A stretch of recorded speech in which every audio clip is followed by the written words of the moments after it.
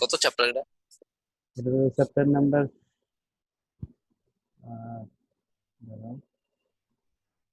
Chapter number 1। Chapter number 1 intermediate accounting 1 নম্বর chapter. আর বাকি অন্যান্য ডিপার্টমেন্টের চ্যাপ্টার ভিন্ন ফার্স্ট ইয়ার।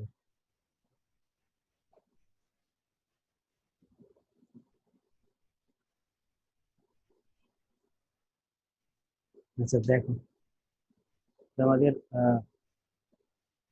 এই চ্যাপ্টারটায় আমরা কি শিখবো? ইনকাম স্টেটমেন্ট কিভাবে করতে হয়, আর হচ্ছে ব্যালেন্স শিট এবং ওনার সিকিউরিটি স্টেটমেন্ট কিভাবে তৈরি করতে হয়। তার আগে আমাদের কি করতে হবে? ইনকাম স্টেটমেন্টের কি কি আসে সেগুলো আগে জানতে হবে, এবং সেগুলো কিভাবে প্রেজেন্টেশন করতে হয় সেগুলো জানতে হবে। তো প্রথমেই আমাদের এখানে কি বলবে? সেলস বলবে। হ্যাঁ, প্রথম অবস্থায় কি বলবে?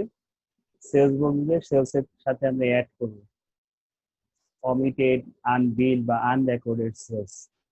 যদি আমাদের বিক্রয় বাদ পড়ে যায় রেকর্ডে, তাহলে সেই বিক্রয়টা আমরা এখানে যোগ করব। বুঝছে?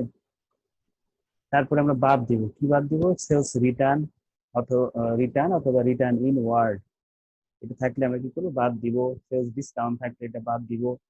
একটা নিয়ে যোগ করবো, বাকি দুইটা অ্যামাউন্ট আমরা বিয়োগ করে যেটা পাবো সেটা হলো নিট সেলস। এরপরে আমরা বসাবো কস্ট অফ গুডস সোল্ড, বিক্রিত পণ্যের ব্যয়। বিক্রয় থেকে বিক্রিত পণ্যের ব্যয় বাদ দিলে পাবো আমরা মোট লাভ, গ্রোস প্রফিট বা gross margin. Cost of goods sold বানাবো কিভাবে? কস্ট অফ গুডস সোল্ড এর একটা সেকশন আছে এখানে। তো প্রথমেই বসে বিগিনিং ইনভেন্টরি, প্রারম্ভিক মজুদ কত ছিল বা প্রারম্ভিক ইনভেন্টরি কত ছিল সেটা বসাবো। তারপরে পারচেজ কত আছে সেটা লিখবো। পারচেজের সাথে পারচেজ যদি বাদ পড়ে যায়, অর্থাৎ অমিটেড অথবা আনবিল বা আনরেকর্ড পারচেজ যদি থাকে, সেটা আমরা কি করবো? যোগ করব। তারপরে এখান থেকে বাদ দিব পারচেজ রিটার্ন, পারচেজ ডিসকাউন্ট, এরপরে purchase of any fixed asset আর purchase of office, purchase of supplies. ঠিক আছে, এই জিনিসগুলো যদি সমন্বয়ে বলে যেগুলো বাদ পড়ে গেছে সেগুলো আমরা এখানে বিয়োগ করবো এখান থেকে। ঠিক আছে, যদি সমন্বয় করা না থাকে এইগুলো আমরা সমন্বয় করে নেব। এরপর এই সবকিছু করার পর পারচেজের সাথে একটা এন্ট্রি যোগ করছি আর 4টা এন্ট্রি বিয়োগ করছি, করার পর যেটা হবে সেটাকে আমরা বলবো নিট পারচেজ। ঠিক আছে, এর সাথে ট্রেড ইন বা ট্রান্সপোর্টেশন ইন মানে আন্তঃপরিবহন যোগ করব। ওয়েজেস, লেবার, এগুলো আমরা যোগ করব। তারপরে গুডস ডিস্ট্রয়েড বাই ফায়ার, আগুনে বিনষ্ট পণ্য থাকলে সেটা বাদ দিব। দিলে যেটা পাবো সেটার নাম হলো cost of goods available for sales.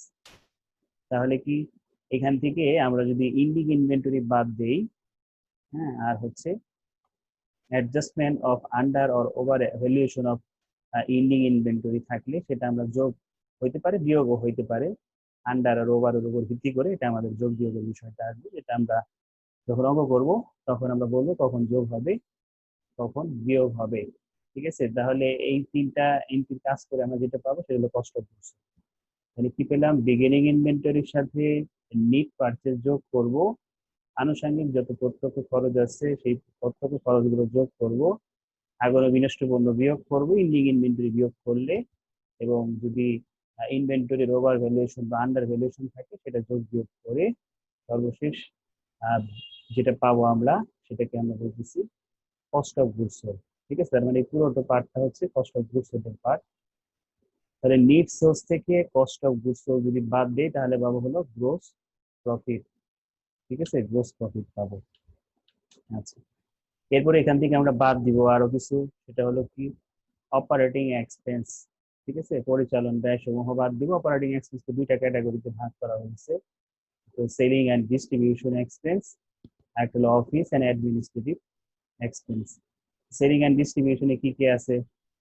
ক্যারিজেস বা ফ্রেড আউট বা ক্যারিজ অন সেলস। ঠিক আছে, তারপরে থাকতে পারে advertisement, selling agent commission, showroom expense, তারপরে travels commission and salaries travellers, তারপরে সেলস কমিশন, তারপরে হচ্ছে তোমার distribution expense, packing expense, bad debts, তারপরে কালেকশন এক্সপেন্স, এরপরে হচ্ছে স্যাম্পল ক্যাটালগ, তারপরে literature expense, discount allowed, depression, delivery van. এই এন্ট্রিগুলো আমরা কি করবো? সেলিং অ্যান্ড ডিস্ট্রিবিউশন এক্সপেন্সের মধ্যে দেখাবো। সহজ ভাষায় সেলিং এন্ড ডিস্ট্রিবিউশন এক্সপেন্সে কোন জিনিসগুলো আসবে যেগুলো আমাদের বিক্রয়ের সাথে সরাসরি সম্পর্কযুক্ত, সেগুলো আমরা সেলিং এন্ড বিক্রয় বন্টনের সাথে যেগুলো যুক্ত সেগুলো আমরা এই ক্যাটাগরির মধ্যে দেখাবো। এরপরে আসি অফিস এন্ড অ্যাডমিনিস্ট্রেটিভ এক্সপেন্সে। এটা হলো প্রশাসনিক যেই খরচগুলো থাকবে সেই খরচগুলো আমরা এখানে দেখাবো। প্রশাসনিক খরচ কি কি হতে পারে? অফিস স্যালারিজ, অ্যাডমিনিস্ট্রেটিভ চার্জ বা অ্যাডমিনিস্ট্রেটিভ এক্সপেন্স, ম্যানেজিং ডাইরেক্টর বলছে স্যালারিজ, তারপরে হচ্ছে পোস্টেজ, টেলিগ্রাম, তারপরে সাপ্লাইজ, স্টেশনারি, প্রিন্টিং কস্ট, তারপর office rent, audit fee, insurance, repair, depreciation of equipment. এটা হচ্ছে ফার্নিচার হতে পারে, ইকুইপমেন্ট হতে পারে, বিল্ডিং হতে পারে। তাহলে এটা পেলাম হচ্ছে আমরা সর্বশেষ সেলিং এন্ড ডিস্ট্রিবিউশনের টোটাল অ্যামাউন্ট আর অফিস এন্ড অ্যাডমিনিস্ট্রেটিভের টোটাল অ্যামাউন্ট। এই দুইটা টোটাল অ্যামাউন্ট যোগ করে এখানে আমরা বসাবো। তাহলে আমরা গ্রোস প্রফিট থেকে এই দুইটা খরচ বাদ দিলে যেটা পাবো সেটা হলো অপারেটিং ইনকাম। ঠিক আছে, এই অপারেটিং ইনকামের সাথে আমরা কি করব? নন অপারেটিং ইনকাম বা ফিনান্সিয়াল ইনকাম গুলো যোগ করব, যেগুলো আমাদের পরিচালন কার্যের সাথে জড়িত না। কি কি আছে? ইন্টারেস্ট রিসিভ, তারপরে dividend receive, commission receive, bad debts recovered, profit on sales of any fixed asset, rent from sublet অর্থাৎ উপভাড়া যেটা সেটা, তারপরে রেন্ট রিসিভ, এরপরে apprenticeship premium receive, share transfer fee, share হস্তান্তর ব্যয়, এই জিনিসগুলো আমরা এখানে বসাই দিব। সব যোগ করে পাবো আমরা নন অপারেটিং ইনকাম বা ফিনান্সিয়াল ইনকাম। ঠিক আছে, এইখান থেকে আমরা বিয়োগ করব হচ্ছে নন অপারেটিং ফিনান্সিয়াল এক্সপেন্স গুলো। নন অপারেটিং বা ফিনান্সিয়াল এক্সপেন্স কোনগুলো? যেগুলো আমরা পরিচালনার সাথে যুক্ত না। কি কি আছে? প্রিলিমিনারি এক্সপেন্স বা গুডউইল রিটার্ন অফ, এরপর আছে bank charge, any interest paid, donation, loss on sales of any fixed asset, loss on goods destroyed. ঠিক আছে, বা বিনষ্ট পণ্য যদি কি হয় ক্ষতি হয় সেগুলো আমরা এখানে বসাবো। তাহলে এই অপারেটিং ইনকামের সাথে আমরা এই দুটোর কাজ করে যেটা আসে সেটা বসানোর পর আমরা যেটা পাবো সর্বশেষ সেটাকে আমরা বলতেছি নেট ইনকাম। এই হলো আমাদের ইনকাম স্টেটমেন্ট, এবং এই ইনকাম স্টেটমেন্টটা হচ্ছে মাল্টি স্টেপ ইনকাম স্টেটমেন্ট। আর একটা আছে সিঙ্গেল স্টেপ ইনকাম স্টেটমেন্ট। সেটাতে কি? সেটাতে তুমি শুধু আয় থেকে ব্যয়গুলো বাদ দেবে, এই কাজ। এখানে কোনো ক্যাটাগরাইজ করতে হবে না, অর্থাৎ এই যে অপারেটিং, নন অপারেটিং এগুলোতে ভাগ করতে হবে না। ঠিক আছে, জাস্ট খালি রেভিনিউ থেকে এক্সপেন্স বাদ দেওয়া হবে, সিঙ্গেল স্টেপ। এই জন্য আর ওটা দেখাই নেই, আমাদের পরীক্ষায় মাল্টি স্টেপটাই বেশি আসে। এটা মাল্টি স্টেপটা দেখো, মাল্টি পারলে তুমি সিঙ্গেল এর মধ্যে পারবা, শুধু হেডিংটা না দিলেই চলবে। ঠিক আছে, এরপরে আসি ওনার সিকিউরিটি চা। ওনার সিকিউরিটি আমরা ব্যালেন্স শিটের মধ্যে দেখাই দিচ্ছি শেষে। ওনার সিকিউরিটি আলাদা চাইলে ওই পার্টটাকে নিয়ে আলাদা একটা ছোট করবো। এখন দেখবো আমরা এসসি পার্ল একটা কোম্পানির নাম দিচ্ছি আমরা, ব্যালেন্স শিট 31 এজ এট ডিসেম্বর 31, 2000 যত বলতো সেটা। তো এখানেও ক্যাটাগরাইজ করা লাগবে। প্রথমে আসবে কারেন্ট অ্যাসেট, চলতি সম্পদ। ঠিক আছে, চলতি সম্পদের মধ্যে কি কি আসবে? ক্যাশ ইন হ্যান্ড, হাতে নগদ, ক্যাশ এট ব্যাংক, ব্যাংক জমা কত আছে, account receivable, notes receivable, supplies on hand, proprietary and prepaid any expense, accrued income or income receivable, inventories থাকবে, তারপরে সেপার পার্ট, তারপরে স্টক এন্ড স্টোরস, তারপরে হচ্ছে স্টক অফ স্টেশনারি। ঠিক আছে, এই সবগুলো যোগ করলে আমরা যেটা পাইতেছি তার নাম হলো টোটাল কারেন্ট অ্যাসেট। ঠিক আছে, চলতি সম্পদগুলো যেগুলো 1 বছরের কম সময়ে নগদ টাকায় কনভার্ট করা যাবে সহজেই, সেগুলোকে আমরা বলতেছি কারেন্ট অ্যাসেট। এরপরে আসি সেকেন্ড যেই পার্ট, অ্যাসেটের সেকেন্ড পার্ট হচ্ছে ইনভেস্টমেন্ট। ঠিক আছে, সেকেন্ড পার্ট হচ্ছে ইনভেস্টমেন্ট। ইনভেস্টমেন্টের মধ্যে কি কি আসবে? এটা হলো লং টার্ম ইনভেস্টমেন্ট বা ফিক্সড অ্যাসেটও আমরা বলতে পারি। লং টার্ম ইনভেস্টমেন্ট, না সরি, শুধু ইনভেস্টমেন্ট হবে এটা। পরেরটা হচ্ছে প্লান্ট অ্যাসেট, একটু হয়ে গেছে। ঠিক আছে, এটা আমাদের পরের পার্টটা কি ইনভেস্টমেন্ট, না ইনভেস্টমেন্টের মধ্যে কি কি দেখাইছি আমরা, investment in share, bond, security, GP notes and debenture, এই জিনিসগুলো আমরা এখানে বসাবো। হ্যাঁ, আদার লং টার্ম ইনভেস্টমেন্ট থাকে সেগুলো আমরা বসাবো। এরপরে আছে হচ্ছে প্লান্ট অ্যাসেট বা ফিক্সড অ্যাসেট বলবো যেটাকে। তো প্লান্ট অ্যাসেট এর মধ্যে কি কি আছে, ল্যান্ড, তারপর আছে ল্যান্ড বিল্ডিং, এটা ভিন্ন ভিন্ন হবে, একসাথে হবে না, নিচে হবে এটা। এখানে আরেকটা অ্যামাউন্ট আসবে, পরে দুইটা নিচে, ঠিক আছে, ল্যান্ড। তারপর আছে বিল্ডিং, বিল্ডিং এর আবার অবচয় থাকতে পারে, পঞ্জভূত অবচয়, অ্যাকুমুলেটেড ডিপ্রিসিয়েশন, মানে বিল্ডিং এর মোট টাকা থেকে আমরা পঞ্জভূত অবচয়ের টাকা বাদ দিব। তারপরে লিজ হোল্ড প্রপার্টি থাকতে পারে, এটারও অবচয় থাকতে পারে, পঞ্জীভূত অবচয়, সেই পঞ্জীভূত অবচয় বাদ দিব, ঠিক আছে। তারপরে আমাদের ঠিক করে নিই,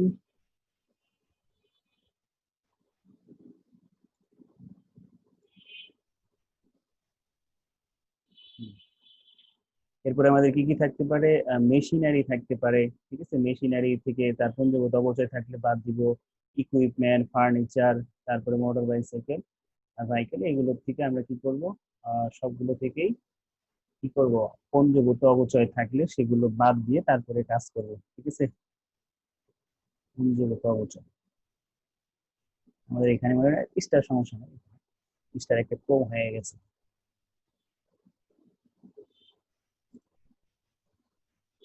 এইটার এটা,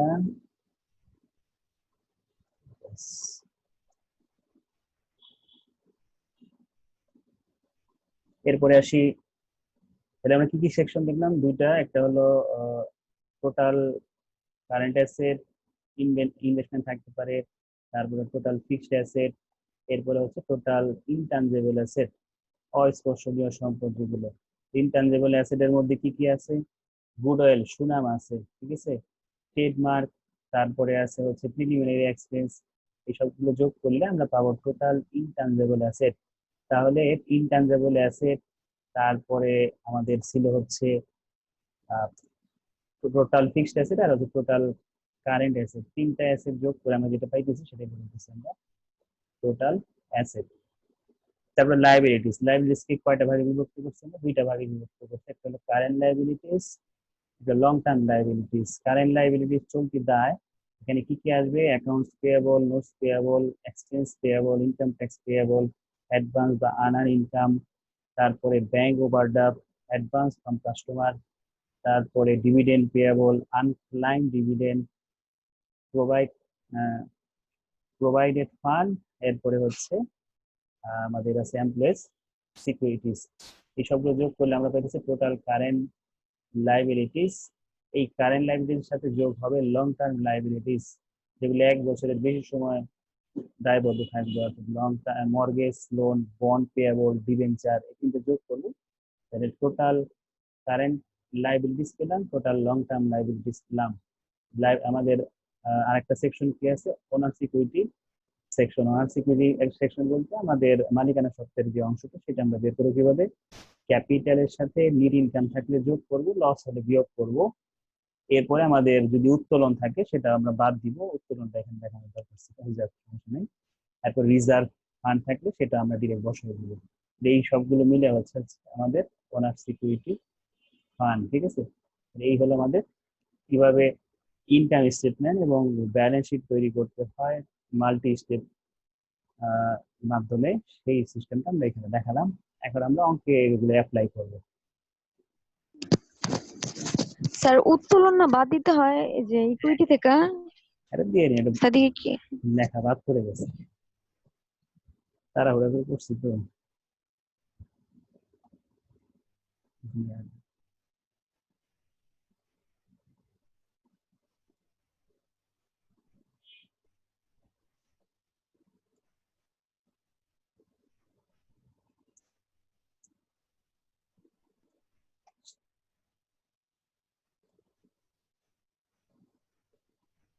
ঠিক আছে,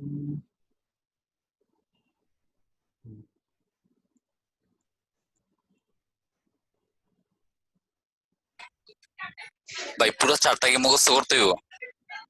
অঙ্ক করতে করতে মুখস্থ হয়ে যাবে। মানে আচ্ছা এটা গেল, এখন আমরা যাবো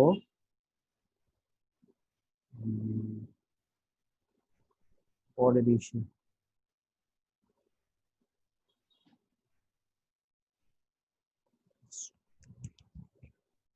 অঙ্কে যাবে এখন।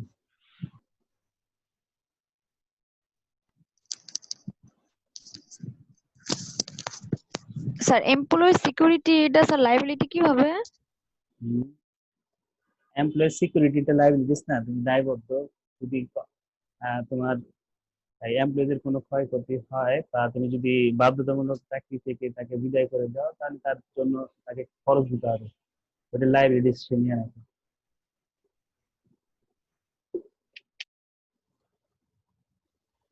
এক নাম্বার অঙ্কে আসি, তোমরা এগুলো কিন্তু ফার্স্ট ইয়ারে পরে আসছে, তোমাদের রিভিশন হচ্ছে এক হিসেবে। এক নাম্বার অঙ্কটা দেখি, পরীক্ষা আসে একটা প্রতিবারই আসে। The trial balance of Robin House's company contained the following account at December 31st, the end of the company fiscal year. এক বছর শেষে অর্থাৎ 2019 সালের 31শে ডিসেম্বরের একটা ট্রায়াল ব্যালেন্স করে দেওয়া আছে, ঠিক আছে। এই ট্রায়াল ব্যালেন্সে কি কি আছে, ডেবিট এবং ক্রেডিট দুটো পাস। তো প্রথমে ক্যাশ অ্যাকাউন্ট রিসিভেবল, তারপরে আছে মার্চেন্ডাইজ ইনভেন্টরি, ল্যান্ড, বিল্ডিং, ঠিক আছে। তারপরে আছে হচ্ছে তোমার অ্যাকুমুলেটেড ডিপ্রিসিয়েশন, ইকুইপমেন্ট, এরকম ভাবে আমাদের এন্ট্রি দেওয়া আছে। তো আমাদের সমন্বয়ের দিকে তাকাই,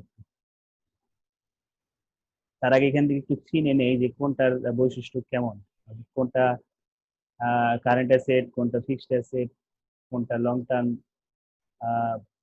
লাইবিলিটিস, কোনটা কারেন্ট লাইবিলিটিস, কোনটা অ্যাসেট সরি রেভিনিউ, কোনটা এক্সপেন্স, সেগুলো একটু দেখে নিই।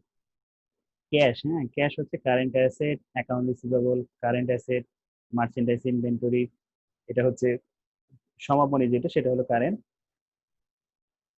অ্যাসেট, ঠিক আছে। তো আমাদের এটা কি প্রারম্ভিকটা কি সমাপনী, হলো সমাপনী কেন, কারণ প্রশ্নের মধ্যে এগুলো সব ব্যালেন্স গুলো সব 31শে ডিসেম্বরের দেওয়া।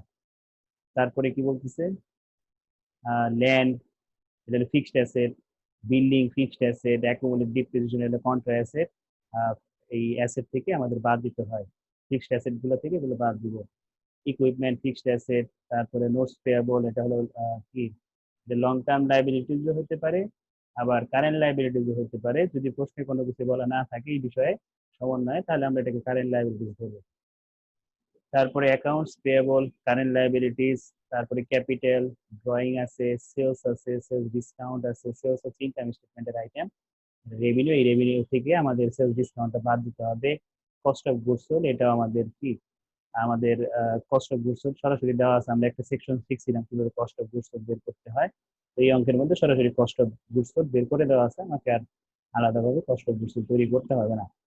স্যালারিস এক্সপেন্স, এটা হচ্ছে আমাদের খরচ, ইউটিলিটিস এর খরচ দেওয়া আছে, রিপেয়ার এর খরচ দেওয়া আছে এখানে, gas and oil expense, insurance expense, সব শেষে এক্সপেন্স লেখাই আছে। এরপরে আসি আমরা সমন্বয়।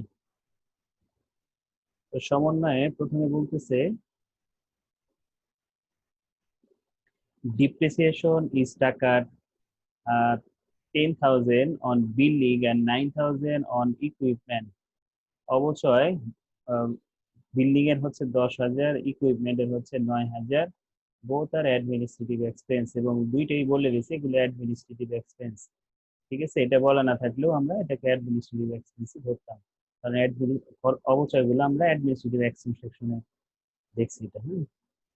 তারপরে ইন্টারেস্ট অফ টাকা 7,000 ইজ ডিউ, অর্থাৎ সুদ এখনো বকেয়া আছে, কত টাকা, 7,000 টাকা, ঠিক আছে। কার সুদ বকেয়া আছে, আমাদের অঙ্কে নোটস পেয়াবল ছিল, ঠিক আছে। এছাড়া আর কোনো পেয়াবল ছিল না, অর্থাৎ কোনো আমাদের ইন্টারেস্ট নর্মালি কার উপরে হয়, নোটস পেয়াবল অথবা নোটস রিসিভেবল, অথবা তুমি ইনভেস্টমেন্ট করলে তার উপর। তো এখানে আমাদের বলে দিছি ইন্টারেস্ট অফ টাকা 7,000 is due and unpaid on notes payable at 31st December। এখানে বলেও দিছে নোটস পেয়েবলের উপরে 7,000 টাকা কি আছে, সুদ বকেয়া আছে, এবং এই সুদটা কি করতে হবে, সমন্বয় দেখাইতে হবে। তাহলে আমরা শিখছিলাম সমন্বয় দাখিলাতে বা আগে যারা করো নাই, ফার্স্ট ইয়ারে তো সবাই করে আসছে না, সেকেন্ড ইয়ারে যারা ফার্স্ট ইয়ার করে আসছে, ঠিক আছে। আজকে আবার একটু দেখাই দিতেছি, মনে করাই দিই যে ইন্টারেস্ট বলতেছি কি 7,000। এখন আমাকে দেখতে হবে যে এটা কি খরচ নাকি আয়, এই ইন্টারেস্টটা কি খরচ নাকি আয়। তাহলে এখানে কি 7,000 টাকা নোটস পেয়েবল, এগুলো দায় না, নোটস পেয়েবল। এই দায়ের উপর কি হয়, দায় মানে তোমার এই দায়টার উপরে তোমাকে সুদ পরিশোধ করতে হবে। ঠিক আছে, তুমি কারোর কাছ থেকে নোটস পেয়েবল নিছো, তাহলে কি এই নোটস পেয়েবলের উপর তোমাকে সুদ দিতে হবে। তাহলে কি খরচ, তাহলে ইন্টারেস্টটা যখন খরচ, এই খরচটা কি আছে, বকেয়া আছে। সবসময় মনে রাখবা, খরচের বকেয়া যদি হয় কোন সমন্বয়ের মধ্যে, খরচের বকেয়ার জাবেদা একটা সবসময় মনে রাখবা, সেটা হলো ওই খরচটা ডেবিট হবে এবং তার বকেয়াটা ক্রেডিট হবে। আমি আবারও বলতেছি, এই ছোট ছোট জিনিসগুলো মনে রাখলে অনেকগুলা দেখবে, এই ছোট কথা দিয়ে তুমি অনেকগুলো সমন্বয় দেখালে ইজিলি পেরে রেখেছো। সেটা হলো যে দেখতে হবে বকেয়ার বিষয়টা যদি বলে, তাহলে দেখতে হবে কার বকেয়া, আয়ের বকেয়া নাকি ব্যয়ের বকেয়া। আমরা এই প্রশ্নটা করে দেখলাম, নোটস পেয়েবল একটা দায়, আর দায়ের উপরে কি করতে হয়, সুদ দিতে হয়। ঠিক আছে, তাহলে এটা খরচ, খরচের বকেয়া আছে। খরচের বকেয়া থাকলে খরচটা ডেবিট হবে এবং তার বকেয়াটা ক্রেডিট হবে। তাহলে এখানে খরচ কি, ইন্টারেস্ট। ঠিক আছে, তাহলে ইন্টারেস্ট এক্সপেন্স ডেবিট আর ইন্টারেস্ট পেয়েবল ক্রেডিট। তাহলে কি করতে হবে, আমাকে ইন্টারেস্ট বাবদ 7,000 টাকা দেখাইতে হবে, আর ইন্টারেস্ট পেয়েবল বাবদ কত দেখাইতে হবে, 7,000 টাকা। ইন্টারেস্ট এক্সপেন্স আমি 7,000 বললাম, এটার কাজটা কোথায়, নন অপারেটিং এক্সপেন্সে। ঠিক আছে, ইনকাম স্টেটমেন্টে নন অপারেটিং এক্সপেন্সে এই 7,000 টাকা দেখাইতে হবে। আর ইন্টারেস্ট পেয়েবল যেটা, সেটার 7,000 টাকা আমাদের যেহেতু পেয়েবল দায়, তাহলে এটা কারেন্ট লাইবিলিটিস, সেটা আমাকে কারেন্ট লাইবিলিটিস দেখাইতে হবে। তাহলে এই সমন্বয়টা দুই জায়গায় যাইতেছে। এক, ইনকাম স্টেটমেন্টের নন অপারেটিং এক্সপেন্সে দেখাইতে হবে 7,000 টাকা ইন্টারেস্ট এক্সপেন্স নামে, আর ইন্টারেস্ট পেয়েবল নাম লিখে কোথায় দেখাইতে হবে, কারেন্ট লাইবিলিটি সেকশনে দেখাইতে হবে। ঠিক আছে, এই ছিল আমাদের 2 নাম্বার সমন্বয়ের কাজ। তারপরে আমরা 3 নাম্বারটা একটু পরে দেখতেছি। 4 নাম্বারটাই দেখি একটু, স্যালারিজ আর 80% সেলিং অ্যান্ড 20% অ্যাডমিনিস্ট্রেটিভ। ঠিক আছে, স্যালারি, এখানে শুধু স্যালারি এক্সপেন্স বলছে। এখন এটা কি সেলসম্যান স্যালারি নাকি অ্যাডমিনিস্ট্রেটিভ অর্থাৎ অফিস প্রশাসনিক খরচ, অফিস স্যালারিজ, কিছু বলা নাই। ঠিক আছে, তো কিছু বলা না থাকার কারণে নিচে আবার তারা আবার সমন্বয় বলে দিছে যে 80% দেখাইতে হবে সেলিং এর মধ্যে, আর 20% দেখাইতে হবে অ্যাডমিনিস্ট্রেটিভ এর মধ্যে। তারপরে বলছে ইউটিলিটিজ এক্সপেন্স, তারপরে রিপেয়ার এক্সপেন্স এন্ড ইন্স্যুরেন্স আর 100% অ্যাডমিনিস্ট্রেটিভ। তাহলে কি ইউটিলিটিস, রিপেয়ার, ইন্স্যুরেন্স, এগুলো সুন্দর মতো তারা বলে দিচ্ছে কোথায় আমাকে দেখাইতে হবে। আমরা অপারেটিং এক্সপেন্সের 2টা সেকশন রেখেছিলাম, একটা হলো সেলিং এন্ড ডিস্ট্রিবিউশন, আর একটা হলো অ্যাডমিনিস্ট্রেটিভ এন্ড অফিস এক্সপেন্স। তো এই অ্যাডমিনিস্ট্রেটিভ এর মধ্যে আমরা ইউটিলিটিস, রিপেয়ার এন্ড ইন্স্যুরেন্স, এই 3টা দেখাবো। এরপরে আসি, টাকা 15,000 অফ দ্য নোটস পেয়েবল আর পেয়েবল নেক্সট ইয়ার। নেক্সট ইয়ারে কত টাকা, 15,000 টাকা। ঠিক আছে, নেক্সট ইয়ারে পেয়েবল আছে কত, 15,000 টাকা। তাহলে আমাদের মোট নোটস পেয়েবল কত ছিল, 50,000 টাকা। ঠিক আছে, তাহলে এই 15,000 আমরা দেখাবো হলো কারেন্ট লাইবিলিটিজে, আর বাকি যেই টাকাটা থাকে 35,000 টাকা, সেই 35,000 টাকা আমরা দেখাবো লং টার্ম লাইবিলিটিজে। ঠিক আছে, নেক্সট ইয়ার যেটা বলছে সেটা হলো কারেন্ট, হবে 1 বছর সময়কে ইন্ডিকেট করতে হবে। 15,000 টাকা আমি কারেন্ট লাইবিলিটিজে নোটস পেয়েবল নাম দিয়ে লিখবো 15,000, আর লং টার্ম লাইবিলিটিজে নোটস পেয়েবল নাম দিয়ে লিখবো বাকি যে 35,000 আছে সেটা। ঠিক আছে, তাহলে এই টাকাটা, যে 50,000 টাকাটা তারা 2টা ভাগে ভাগ করে দিচ্ছে। Gas and oil expense is a selling expense. প্রশ্নে গ্যাস অ্যান্ড অয়েল দেওয়া আছে যেটা, সেটাকে কি ধরতে বলছে, সেলিং এক্সপেন্স ধরতে বলছে। প্রথমে আমাকে বলছে যে মাল্টি স্টেপ ইনকাম স্টেটমেন্ট করতে, ওনার্স ইকুইটি স্টেটমেন্ট করতে এবং ক্লাসিফাইড ব্যালেন্স শিট তৈরি করতে বলছে। তো আমরা প্রথমে মাল্টি স্টেপ ইনকাম স্টেটমেন্ট করবো এবং ওইখানে আমরা দেখাবো যে ইনভেন্টরির কাজ একটা এন্ট্রি বাকি আছে, ওটা আমরা ওখানে দেখাবো। তো এখন আমাদের বিষয় হলো ইনকাম স্টেটমেন্টে আমাদের প্রথমে কি আসে? সেলস আসে, ঠিক আছে। উৎপাদনকারী প্রতিষ্ঠান হইতে পারে, তারপরে তোমার বলে সেবামূলক প্রতিষ্ঠান হইতে পারে, অথবা যৌথ মূলধনী কোম্পানি হইতে পারে। 3 ধরনের ব্যালেন্স শিট বা ইনকাম স্টেটমেন্ট হইতে পারে। তো আমাদের পরীক্ষায় ম্যাক্সিমাম টাইমেই কি উৎপাদনকারী প্রতিষ্ঠানেরটাই আসে। সেবামূলক প্রতিষ্ঠানেরটা একদম ইজি, ওটা অঙ্ক দেখলে আমরা পারবো, ঠিক আছে। সেই জন্য আর আমরা আলাদা চার্ট দিই। আমাদের মেনটা বেশি পার্ট হচ্ছে আমাদের এই উৎপাদনকারী প্রতিষ্ঠান, ঠিক আছে। উৎপাদনকারী প্রতিষ্ঠান চিন্তা কিভাবে, এই যে পণ্য উৎপাদন করবে, ক্রয় করবে, বিক্রি করবে, ঠিক আছে। সমাপনী মজুত পণ্য, বাণিজ্যিক পণ্য এগুলো থাকলে বুঝতে হবে উৎপাদনকারী প্রতিষ্ঠান। উৎপাদন প্রতিষ্ঠানের সর্বপ্রথম তার আয়টা হলো পণ্য বিক্রি করে, ঠিক আছে। তো এই জন্য আমাদের কি করতে হবে? প্রথমে বিক্রয়টা বসাইতে হবে। বিক্রয় কত এখানে? 9,04,100 টাকা। এই 9,04,100 টাকার সাথে আমাদের সমন্বয় করতে হবে, যদি কোনো সমন্বয় থাকে। নিচে আমরা যে কয়টা এন্ট্রি করছি কোনোটার মধ্যে এই সেলস এর সাথে কোনো সমন্বয়ের কথা পাই নাই। আমরা এইখানে এখন ট্রায়াল ব্যালেন্সে দেখবো সেলস এর সাথে যোগ বিয়োগ করার মতো কোনো এন্ট্রি আছে কিনা। এখানে খেয়াল করে দেখি যে আমাদের শুধুমাত্র একটা এন্ট্রি আছে সেলস এর সাথে কাজ করার, সেটা হলো সেলস ডিসকাউন্ট। তাহলে সেলস থেকে সেলস ডিসকাউন্ট কি করতে হয়? বাদ দিতে হয়। তাই করছি, দেখো এখানে সেলস রেভিনিউ টাইটেল দিয়ে সেলস থেকে সেলস ডিসকাউন্ট বাদ দিছি। নিট সেলস পাইছি কত? 8,99,500 টাকা, ঠিক আছে। এরপরে আসবো সেকেন্ড যেটা বসাতে, আমরা কি শিখছিলাম? সেলস থেকে কস্ট অফ গুডস সোল্ড বাদ দিলে বের হয় gross profit. Cost of goods sold বের করার অনেক কিছু ছিল, আমরা যে চার্টের মধ্যে দিয়েছি এগুলোর কোনোটাই এখানে আসেনি। কারণ কি? কারণ আমাদের কস্ট অফ গুডস সোল্ড সরাসরি বের করে দেওয়া আছে, এই জন্য আর ওই সেকশনের কাজটা করা লাগে না। এখন আসি কস্ট অফ গুডস সোল্ড এর মধ্যে আমি কি প্রশ্নে যেটা আছে সেটাই বসাবো নাকি কোনো চেঞ্জ হবে, এই বিষয়টা একটু দেখি। এখানে একদম শুরুতেই দেখো মার্চেন্ডাইজ ইনভেন্টরি দেওয়া ছিল 90,000 টাকা, ঠিক আছে।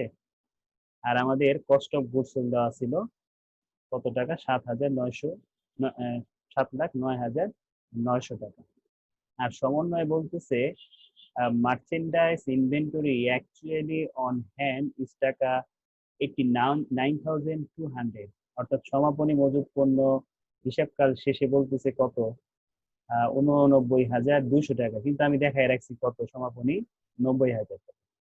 এখন খেয়াল করে দেখো যে আমি কি সমাপনী মজুত পণ্য আমাদের রেওয়া মিলে কি বেশি দেখানো আছে, ঠিক আছে। অধিক মূল্যায়ন করা হয়েছে নাকি? সমাপনী মজুত পণ্য অধিক মূল্যায়ন করা হয়েছে, কিন্তু আমার অ্যাকচুয়ালি মূল্যায়ন করার কথা ছিল কত? 89,200 টাকা। আমাকে যদি এটা 89,200 বানাইতে হয়, তাহলে আমাদের জাবেদার একটু চিনি। এখানে সমন্বয় দেখালে এটা কি হবে? এই এন্ট্রির সমন্বয় দেখালে এটা কি হবে? এখন ইনভেন্টরি সবসময় হলো কি ডেবিট। মার্চেন্ডাইজ ইনভেন্টরি আমাদের কি হয়? ডেবিট হয়। তো মার্চেন্ডাইজ ইনভেন্টরি যদি ডেবিট হয়, এটাকে যদি আমি কমাইতে চাই তাহলে কি করতে হবে? ক্রেডিট করতে হবে, ঠিক আছে। তাহলে মার্চেন্ডাইজ ইনভেন্টরি ক্রেডিট কত টাকা? ক্রেডিট 800 টাকা। কারণ 800 টাকা কমাইতে হবে আমার এখান থেকে।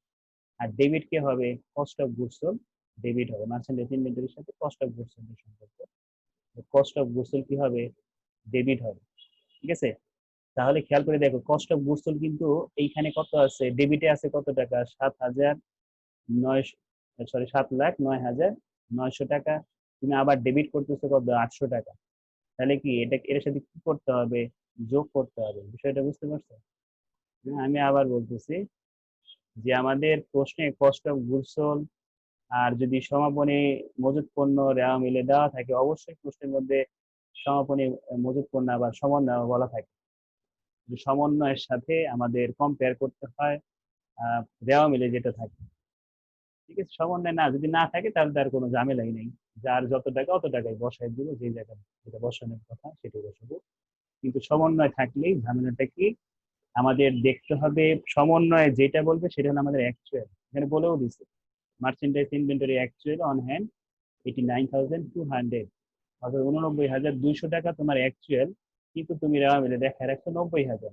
এই 90,000 কমাইতে হলে তোমাকে ইনভেন্টরি ক্রেডিট করতে হবে আর কস্ট অফ গুডস সোল্ডকে ডেবিট করতে হবে। কত টাকা ডেবিট করতে হবে? 800 টাকা। তাহলে কস্ট অফ গুডস সোল্ড কিন্তু আগে আসছিল হচ্ছে 7,09,900, তুমি আরো 800 টাকা ডেবিট করছো, সেই 800 টাকা তুমি এখানে কি করবা, অ্যাড করবে। ঠিক আছে। আর তুমি যখন এইটা কোথায় যায়, মার্চেন্ট ইনভেন্টরি সমাপনী মজুত পণ্য কোথায় যায়, চলতি সম্পদে, হ্যাঁ, কারেন্ট অ্যাসেটে। কারেন্ট অ্যাসেটে তুমি কোনটা দেখাবা, 90,000 দেখাবা নাকি 89,200 দেখাবা? তোমার অ্যাকচুয়াল যেটা সেটা দেখাবা, অর্থাৎ এই যে এইটা 89,200 টাকা তুমি চলতি সম্পদের মধ্যে দেখাবা। ঠিক আছে। এই কাজটা এখানে আমরা করছি, এই পর্যন্ত আগে দেখে নিই। সেলস থেকে ডিসকাউন্ট বাদ, লিপ সেলস, এর সাথে কস্ট অফ গুডস সোল্ড বাদ দিছি, পাইছি কি গ্রোস প্রফিট। ঠিক আছে, গ্রোস প্রফিট পেলাম। এই গ্রোস প্রফিটের সাথে আমরা অপারেটিং এক্সপেন্স বিয়োগ করব। তো আমরা শিখছিলাম অপারেটিং এক্সপেন্স দুইটা ক্যাটাগরিতে ভাগ করা হয়, সেলিং এন্ড ডিস্ট্রিবিউশনে। একটা হলো অ্যাডমিনিস্ট্রেটিভ এন্ড অফিস এক্সপেন্স বা জেনারেল এক্সপেন্সে বিভক্ত করা হয়।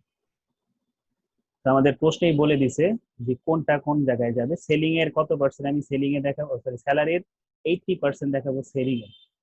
তাহলে স্যালারি দেখো এই যে এখানে উপরে স্যালারি দেখছেন কত, 69,800, তার কত পার্সেন্ট করবো আমি, 80% করে কোথায় বসাবো, সেলিং এক্সপেন্সের মধ্যে।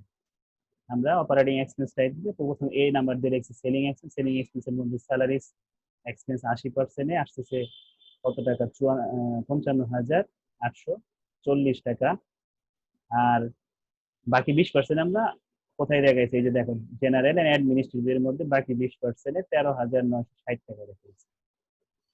আবার utilities expense, repair expense, insurance, এগুলো তিনটাই আমরা কোথায় বসাবো, অ্যাডমিনিস্ট্রেটিভে বসাবো।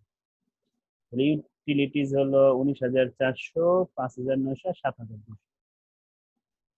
দেখো তাই করছি, 19,400, 5,900, আর কি একটা কত জানি বললাম, গ্যাস অ্যান্ড অয়েল না, না ইন্স্যুরেন্স 3,500। দেখো তিনটাই কিন্তু আমরা বসাই দিচ্ছি ওরা যেভাবে বলছে আমাদের। ঠিক আছে, তার মানে কিন্তু আমি এইখানে অলরেডি 3 নাম্বার সমন্বয়ের কাজ করে ফেলছি, তারপরে 4 নাম্বার সমন্বয়ের কাজ করে ফেলছি, 5 নাম্বার সমন্বয়ের কাজ করে ফেলছি। এখন আমরা 7 নাম্বার সমন্বয়ের কাজ করব। 7 নাম্বার সমন্বয়ে গ্যাস অ্যান্ড অয়েলটা সেলিং এ দেখাইতে বলছি। তাহলে গ্যাস অ্যান্ড অয়েল কত, 7,200। এই 7,200 গ্যাস অ্যান্ড অয়েলে আমরা দেখালাম।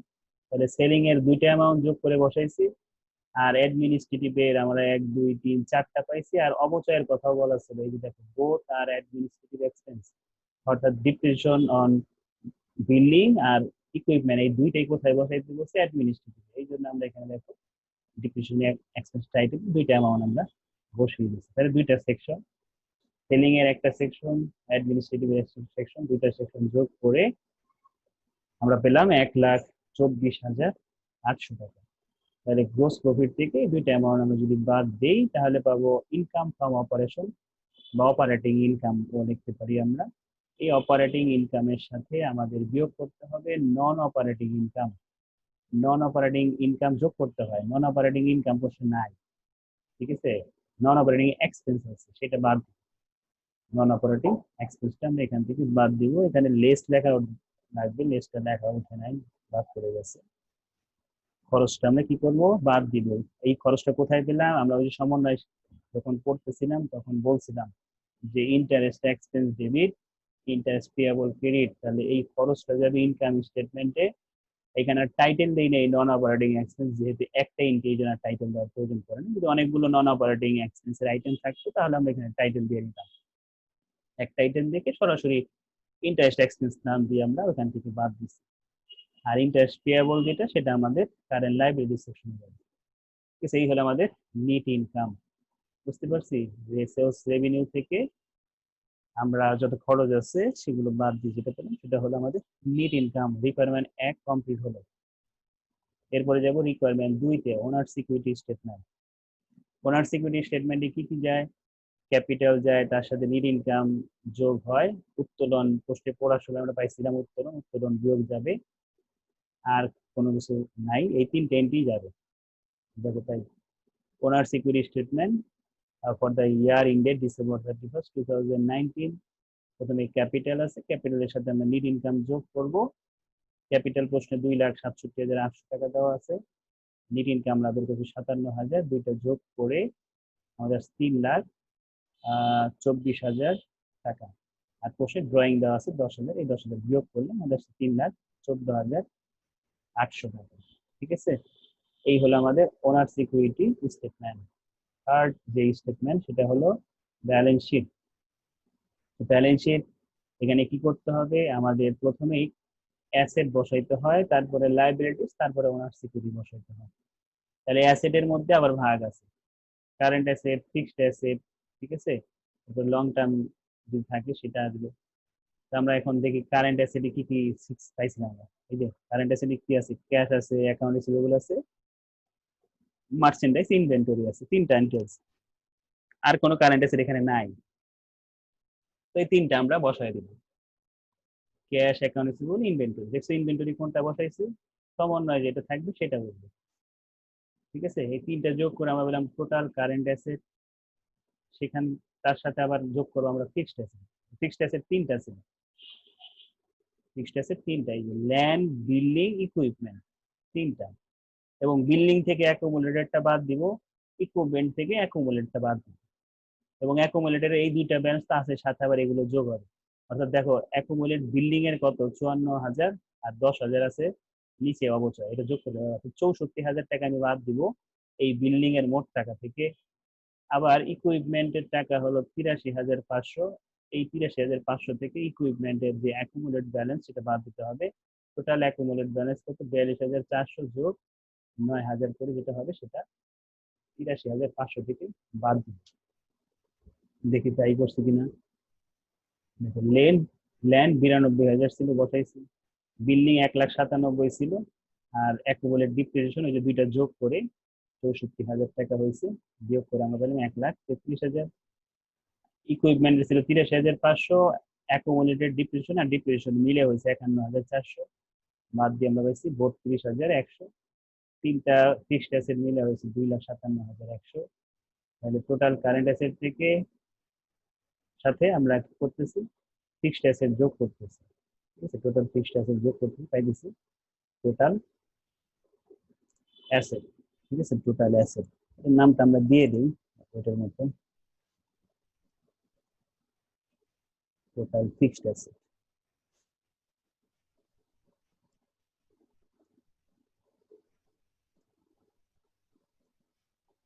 ঠিক আছে, কারেন্ট অ্যাসেট, ফিক্সড অ্যাসেট যোগ করে টোটাল অ্যাসেট। এরপরে কারেন্ট লায়াবিলিটিস যাবে। কারেন্ট লায়াবিলিটিসে আমরা বলছিলাম কি সমন্বয়, আমাদের নোটস পেয়েবল যদি কিছু বলা না থাকে তাহলে কারেন্ট লায়াবিলিটি দেখাবো, কিন্তু এই অঙ্কে দুইটা সেকশনে দেখাইতে বলছে। একবার বলছে 15,000 টাকা নেক্সট ইয়ারের জন্য, যেটা আমরা বলছিলাম কারেন্ট লায়াবিলিটি, সেই জন্য আমরা এখানে কারেন্ট লায়াবিলিটিসে 15,000 দেখাইছি। অ্যাকাউন্টস পেয়েবল কোশ্চেন ছিল 37,500, সেটা বসাইছি। আর ওই যে সমন্বয়ের মধ্যে ইন্টারেস্ট পেয়েবল পাইছিলাম 7,000, সেই 7,000 বসাইছি। এই তিনটা হলো কারেন্ট লায়াবিলিটিস। আর লং টার্ম লায়াবিলিটিস 50,000 থেকে 15,000 বাদ দিলে কত হবে, 35,000। এই 35,000 হচ্ছে লং টার্ম লায়াবিলিটিস এর মধ্যে যাবে, নোটস পেয়েবল নামে, সেটাও বলে দিচ্ছি আমরা আগে। আর ওনার সিকিউরিটি আমরা বের করে রাখছি রিকোয়ারমেন্ট দিয়ে 3,14,800 বসাই দিচ্ছি। তাহলে এই হলো লায়াবিলিটিস, আর ওনার সিকিউরিটি যোগ করে 4,09,300 টাকা। ঠিক আছে, আর অ্যাসেটও বেড়েছে কত, 4,09,300 টাকা। বুঝতে পারছেন? এটা বুঝলে আমরা আরেকটা মডেল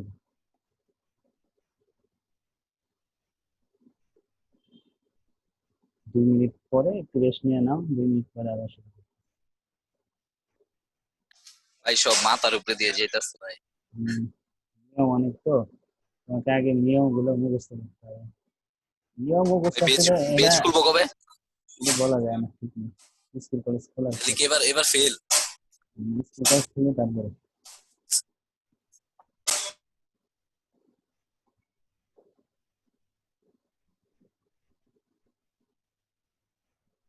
আচ্ছা, শুরু করি।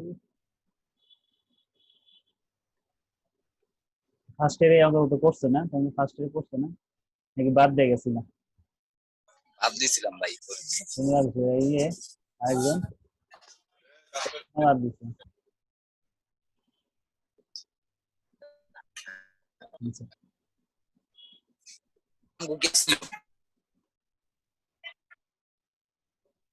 আমরা 2 নম্বর অঙ্কে আসি। সেলস থেকে সেলস রিটার্ন বাদ দিব, পাবো নিট সেলস।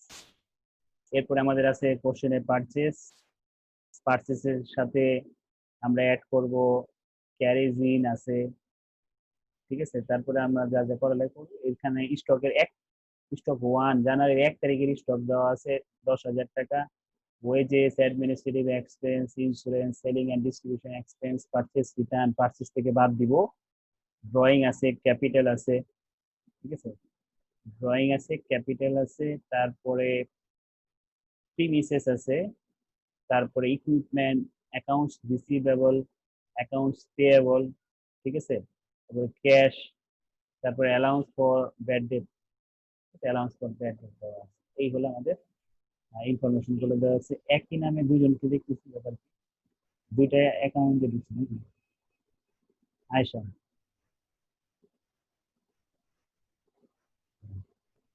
শুনতেছো? ভাই জি শোনা স্যার। তুমি কি এতক্ষণ ছিল না? ছিলা হ্যাঁ স্যার ছিলাম স্যার, মাত্রই আনকানেক্ট হয়ে গেল স্যার। না? ওই দুইটা একই নামে দুইটা অ্যাকাউন্ট দেখলাম তো সেজন্য। এখন একটা হয়েছে। আচ্ছা দেখি সমন্বয় কি বলতেছে। তো এখানকার বিষয়গুলো বলছি, সেলস কোথায় যায়? ইনকাম স্টেটমেন্টে যায়। সেলস থেকে সেলস রিটার্ন বাদ দিয়ে পাই নিট সেলস। পারচেস ইনকাম স্টেটমেন্টে যাবে। ক্যারিজ ইন ইনকাম স্টেটমেন্টে, ওপেনিং ইনভেন্টরি এটাও ইনকাম স্টেটমেন্টে যাবে। ওয়েজেস ইনকাম স্টেটমেন্টে, অ্যাডমিনিস্ট্রেটিভ ইনকাম স্টেটমেন্টে যাবে। ইন্স্যুরেন্স, তারপরে সেলিং এন্ড ডিস্ট্রিবিউশন সব ইনকাম স্টেটমেন্টে আসবে। পারচেস রিটার্ন, পারচেস থেকে বাদ দিব। ড্রয়িং যাবে ওনার সিকিউরিটিতে, ক্যাপিটাল যাবে ওনার সিকিউরিটিতে। প্রিমিসেস প্রাঙ্গণ ব্যয়, এটা হলো তোমার সম্পদ, কারেন্ট অ্যাসেট, সেটা আমরা যাবো ইসের মধ্যে, কি বলে, অ্যাসেটের মধ্যে দেখাবো। ইকুইপমেন্ট দেখাবো অ্যাসেটে। অ্যাকাউন্টস রিসিভেবল অ্যাসেটে দেখাবো। অ্যাকাউন্টস পেয়েবল, কারেন্ট লায়াবিলিটিস দেখাবো। ক্যাশ কারেন্ট অ্যাসেটে দেখাবো। অ্যালাউন্স ফর ব্যাড ডেট, অনাদায়ী পাওনা সঞ্চিতি, সেটা আমরা দেখাবো হচ্ছে ইসের মধ্যে, কি বলে, ইনকাম স্টেটমেন্টের মধ্যে, ঠিক আছে। বলতেছে টাকা 1,000 of the wages related to the next accounting period. Wages 1,000 টাকা পরবর্তী বছরের জন্য, তার মানে কি বকেয়া আছে নাকি? আর আমরা বলছিলাম কি বকেয়ার ক্ষেত্রে যাবে সমন্বয় রাখলে এটা কি হয়, বকেয়া ব্যয়টা ডেবিট হয়, বকেয়াটা ক্রেডিট হয়। ব্যয় কি এখানে? ওয়েজেস, তাহলে wages expense debit, wages payable credit. তাহলে এক্সপেন্সটা যাবে ইনকাম স্টেটমেন্টে, আর পেয়েবলটা যাবে কারেন্ট লাইবিলিটিসে। 2,000 টাকা কি হয়েছে accrued from administrative expense. Administrative এক্সপেন্সে 2,000 টাকা বকেয়া। এখানেও সেম যাবে, the administrative expense debit, administrative payable credit. তাহলে অ্যাডমিনিস্ট্রেটিভ এক্সপেন্সটা যাবে ইনকাম স্টেটমেন্টে, অ্যাডমিনিস্ট্রেটিভ এক্সপেন্সের সাথে যোগ হবে। আর অ্যাডমিনিস্ট্রেটিভ পেয়েবলটা যাবে হচ্ছে, এটা হচ্ছে লাইবিলিটিস, এই লাইবিলিটিসটা যাবে হচ্ছে current liability section. Ending stock is estimated to have টাকা কস্ট টাকা 8,000। 8,000 টাকা আমাদের কি আছে, 8,000 টাকা ইন্ডিং স্টক দেওয়া আছে। সমাপনী মজুত পণ্য, সমাপনী মজুত পণ্য দুই জায়গায় যায়, একটা হচ্ছে ইনকাম স্টেটমেন্টে যাবে, আবার যাবে কি ব্যালেন্স শিটের কারেন্ট অ্যাসেটের মধ্যে, ঠিক আছে। যেহেতু অঙ্কে কস্ট অফ গুডস নাই, কস্ট অফ গুডস থাকলে এক জায়গায় যাইতো, কস্ট অফ গুডস না থাকলে দুই জায়গায় যাবে। তারপরে raise the allowance for doubtful debt, টাকার ডেট 2% নিট সেলস এর উপর 2% অনাদায়ী পাওনা সঞ্চিতি তৈরি করতে বলছে, ঠিক আছে। অনাদায়ী পাওনা সঞ্চিতি 2% বাড়াইতে বলছে, সেটা আমরা দেখবো কিভাবে বাড়াইতে হয়। The owners drawing goods costing টাকা 5,000 for personal use but not recorded. ব্যক্তিগত প্রয়োজনে পণ্য উত্তোলন যা কি করা হয় নাই, আমাদের রেকর্ড করা হয় নাই, সেটা আমাদের রেকর্ড করতে হবে, ঠিক আছে। এখন আমরা কাজ শুরু করি। প্রথমে আমরা কি বলছিলাম, সেলস বসবে না, সেলস থেকে সেলস রিটার্ন বাদ দিছি আমরা, বেরোচ্ছে net sales. Cost of goods হলে এই অঙ্কে দেওয়া নাই, আগের অঙ্কে দেওয়া ছিল, এই অঙ্কে নেই, এই অঙ্কে আমাদের তৈরি করতে হবে। কস্ট অফ গুডস তৈরি করার জন্য আমাদের প্রথমে যেটা লাগে বিগিনিং ইনভেন্টরি। বিগিনিং ইনভেন্টরি বা বিগিনিং স্টক কত? 10,000 টাকা। এই 10,000 টাকা আমরা বসাইছি, ঠিক আছে। পার্চেস ছিল প্রশ্নে 95,000, পার্চেস রিটার্ন ছিল 2,500, বাদ দিছি, দিয়ে হয়েছে 92,500। আর আমাদের কোশ্চেনে ওই যে শেষে কি বলছিল, দা ওনার্স উইথড্র গুডস টাকা কস্টিং টাকা 5,000 ফর পার্সোনাল ইউজ, ব্যক্তিগত প্রয়োজনে 5,000 টাকা উত্তোলন করছিল, সেই উত্তোলনটা আমরা এখান থেকে বাদ দিব। এটা সমন্বয় যদি করি, সমন্বয়টা হয় যদি ব্যক্তিগত প্রয়োজনে পণ্য উত্তোলন করছে তাহলে ক্রয় ডেবিট, ঠিক আছে, সরি ক্রয় উত্তোলন ডেবিট ক্রয় ক্রেডিট, ঠিক আছে, উত্তোলন ডেবিট ক্রয় ক্রেডিট।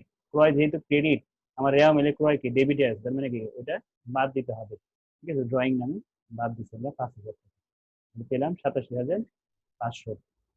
ক্যারিজ ইন ওয়ার্ড ছিল প্রশ্ন আমরা যখন পড়লাম, অর্থাৎ আন্তঃপরিবহন 4,000 টাকা ছিল, ওয়েজেস ছিল 20,000 এবং wages related next accounting period. Wages কি এখানে বকেয়া আছে, কত টাকা বকেয়া আছে, বকেয়া না অ্যাডভান্স একটু দেখুন, টাকা 1,000 of wages related the next account, oh sorry, এটা তো নেক্সট অ্যাকাউন্টিং পিরিয়ডের 1,000, মানে কি এটা হলো অগ্রিম, ঠিক আছে, অ্যাডভান্স ওয়েজেস, আমি ভুল আমি বকেয়া বলে ফেলছি।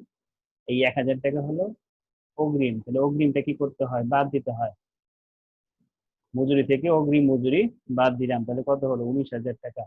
তাহলে সব এই যে এখানকার সবগুলো কাজ করার পরে 1 2 3 4টা এই 4টা এন্ট্রি কাজ করার পর যেটা পেলাম আমরা সেটা হলো cost of goods available for sales. এখান থেকে আমরা ইন্ডিং ইনভেন্টরি সমন্বয় যে 8,000 দেওয়া আছে, 4 নাম্বার সমন্বয়, এই যে 8,000 টাকা আমরা বসাইছি, পেলাম আমরা কস্ট অফ গুডস সোল্ড, ঠিক আছে, এই যে 1,12,500 হলো কস্ট অফ গুডস সোল্ড টাকা। নেট সেলস থেকে কস্ট অফ গুডস সোল্ড বাদ দিছি, বাদ দিয়ে পাইছি আমরা গ্রোস মার্জিন বা গ্রোস প্রফিট। এর সাথে আমরা অপারেটিং এক্সপেন্স বাদ দিব। অপারেটিং এক্সপেন্সকে দুইটা ক্যাটাগরিতে ভাগ করব আমরা, এক হলো সেলিং এন্ড ডিস্ট্রিবিউশন, একটা হলো অ্যাডমিনিস্ট্রেটিভ এক্সপেন্স। সেলিং এন্ড ডিস্ট্রিবিউশনে কি কি যাবে, এখানে সুন্দর করে লেখাই আছে, সেলিং এ কত যাবে, সেলিং এন্ড ডিস্ট্রিবিউশনে কত যাবে, 10,000 যাবে। আর ওই যে ব্যাড ডেটস আছে ওইটা ওইখানে যাবে। তাহলে আমরা দেখো ওই যে সেলিং এন্ড ডিস্ট্রিবিউশন 10,000 লিখছি, 3,500 একটু পরে বোঝাইতেছি কিভাবে আসছে। আমরা ব্যাড ডেট প্রভিশন লিখলাম 3,500। অ্যাডমিনিস্ট্রেটিভ এক্সপেন্সে লেখা আছে এখানে, অ্যাডমিনিস্ট্রেটিভ এক্সপেন্স কত 25,000 আর বকেয়া ছিল কত 2,000, এটা কত হবে টোটাল 27,000। Administrative expense total 27,000। এরপরে নিচে আরো কিছু ছিল, ইন্স্যুরেন্স ছিল, ইন্স্যুরেন্সটা বসাবো, আর কিছু ছিল না, ডিপ্রিসিয়েশন ছিল, এই যে ডিপ্রিসিয়েশন 4,000, ইন্স্যুরেন্স আর ডিপ্রিসিয়েশন এই দুইটা বসাবো, ইন্স্যুরেন্স আর ডিপ্রিসিয়েশন এই দুইটা বসাবো, ঠিক আছে। এখন দেখবো কিভাবে ব্যাড ডেট প্রভিশনের 3,500 টাকা আসবে। খেয়াল করে দেখি আমাদের নিট সেলস কত, নিট সেলস 1,75,000। প্রশ্নে বলছে যে নিট সেলস এর উপর 2% ব্যাড ডেট বাড়াইতে হবে, আমাদের পাওনা সঞ্চিতি বাড়াইতে হবে 2%, তার উপরে নিট সেলস এর উপর, নিট সেলস এর 1,75,000 উপর 2% করে দেখো কত আসে, 5,000 মনে আসে, 5,000 2% কত হয় নাকি 1,75,000।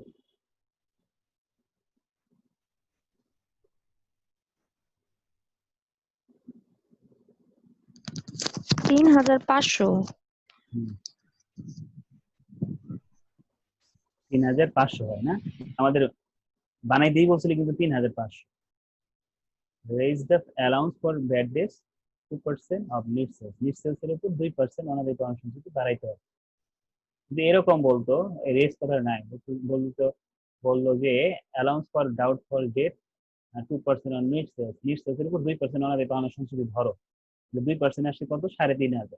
কিন্তু পোস্টের মধ্যে কিন্তু অলরেডি 1,500 টাকা সঞ্চিতি দেওয়া আছে, এই সঞ্চিতিটা বাদ দিয়ে নিতাম, ঠিক আছে। কি বলছি বুঝছো, যদি রেস বৃদ্ধির কথা বলা না থাকতো, সরাসরি বলতে 2% আনাদায়ী পাওনা সঞ্চিতি ধরতে নিট সেলস এর উপর, তাহলে 3,500 বের হইতো, 3,500 থেকে পুরাতন অনাদায়ী পাওনা সঞ্চিতি বাদ দিতাম, ঠিক আছে। মেন নতুনটা থেকে পুরাতনটা বাদ দিয়ে আমরা অ্যাকচুয়াল যেটা সেটা হতো, কিন্তু এই অঙ্কের মধ্যে বাড়াই দিয়ে বলছে 3,500, এই জন্য আর আমাদের ওইটার সাথে আর কোনো সমন্বয় করতে হবে না, সরাসরি আমরা 3,500 টাকা বসাই দিচ্ছি, ঠিক আছে। 3,500 এই হলো আমাদের গ্রোস প্রফিট বা গ্রোস মার্জিন থেকে অপারেটিং এক্সপেন্স বাদ দিয়ে পেয়েছি আমরা নেট ইনকাম। এই অঙ্কে কোনো নন অপারেটিং ইনকাম বা এক্সপেন্স কোনোটাই নাই, এই জন্য এখানে অঙ্ক শেষ হয়েছে। রিকোয়ারমেন্ট বি তে ওনার সিকিউরিটি স্টেটমেন্ট, আমরা জানি ওনার সিকিউরিটি স্টেটমেন্টে প্রথমে ক্যাপিটাল আসে, নেট ইনকাম 15,000 বের করছে সেটা যোগ করলাম, আর ড্রয়িং বসাইতে হয়। ড্রয়িং প্রশ্নে ছিল 10,000, আর 5,000 আমরা কি করছি নতুন করে আবার উত্তোলন করছিলাম, এই 5,000 মিলে হলো 15,000, ঠিক আছে। তাহলে কত দাঁড়ালো, 1.5 লাখ টাকা দাঁড়াইছে। সর্বশেষ হচ্ছে ব্যালেন্স শিট। ব্যালেন্স শিটে আমরা প্রথমে বসাবো কারেন্ট অ্যাসেট। কারেন্ট অ্যাসেটে কি কি আছে? ক্যাশ ছিল 7,000, অ্যাকাউন্ট রিসিভেবল ছিল কত? 15,000 টাকা। ঠিক আছে, অ্যাকাউন্ট রিসিভেবল ছিল 15,000, আর অ্যালাউন্স ফর ডাউটফুল ডেট কত হবে? 5,000। কেন 5,000? কারণ রেওয়া মিলের ক্রেডিট পাশে ছিল 3,500, সরি 1,500, আর নতুন করে আমরা বের করছিলাম 3,500। মোট অনাদায়ী পাওনার সঞ্চিতি কত দাঁড়াইছে? 5,000 টাকা। এই 5,000 টাকা আমরা এখান থেকে বাদ দিব। ঠিক আছে, 5,000 টাকা বাদ দিলাম, কত হলো? 10,000 টাকা। তারপরে আমরা এখানে দেখি ইন্ডিং ইনভেন্টরি প্রশ্নের সমাপনী মজুদ পণ্য ছিল 8,000 টাকা। এরপর অগ্রিম মজুরি দিয়েছিলাম, সামান্য অগ্রিম মজুরি পাইছিলাম 1,000 টাকা। অগ্রিম ব্যয়টা হলো সম্পদ, এই জন্য আমরা কারেন্ট অ্যাসেটে দেখাইছি। ঠিক আছে, টিভিসেস, ইকুইপমেন্ট, হ্যাঁ এগুলো হচ্ছে ফিক্সড অ্যাসেট। টিভিসেস 1,20,000 ছিল, ইকুইপমেন্ট ছিল 20,000, আর অ্যাকুমুলেট ডিপ্রিসিয়েশন 4,000। দেখো প্রশ্নে আমাদের কিন্তু কোনো জায়গায় এখানে কি অ্যাকুমুলেট ডিপ্রিসিয়েশন ছিল না। ঠিক আছে, অ্যাকুমুলেট ডিপ্রিসিয়েশন ছিল না বিদায় কি আমাদের প্রশ্নে নতুন করে যেই অবচয় হয়েছিল, অর্থাৎ কত টাকা অবচয় হয়েছিল? 4,000 টাকা। অবচয় যাবে দেখে, অবচয় ডেবিট, পুঞ্জগত অবচয় ক্রেডিট। অর্থাৎ অবচয়টা যাইতেছে ইনকাম স্টেটমেন্টে দেখাইছি আমরা 4,000, আর পুঞ্জগত অবচয়টা কোথায় দেখাবো? অ্যাসেট থেকে বাদ দিব। আমাদের অ্যাসেট ছিল 20,000, বাদ দিয়েছি 16,000। কারেন্ট অ্যাসেট আর ফিক্সড অ্যাসেট যোগ করে পেলাম আমরা টোটাল অ্যাসেট। কারেন্ট লায়াবিলিটিজ আসবে, কারেন্ট লায়াবিলিটিজ আসবে অ্যাকাউন্টস পেয়েবল, 10,000 ছিল প্রশ্নে। তবে অ্যাডমিনিস্ট্রেটিভ এক্সপেন্স বকেয়া ছিল, সেটা আমরা বসালাম 2,000, মোট 12,000। আর ওনার সিকিউরিটি আমরা 1.5 লাখ টাকা বের করে রাখছিলাম। এই হলো আমাদের owner security, total owner security and liabilities. বুঝতে পারছি? এই হলো আমাদের প্রবলেম 1 এন্ড প্রবলেম 2।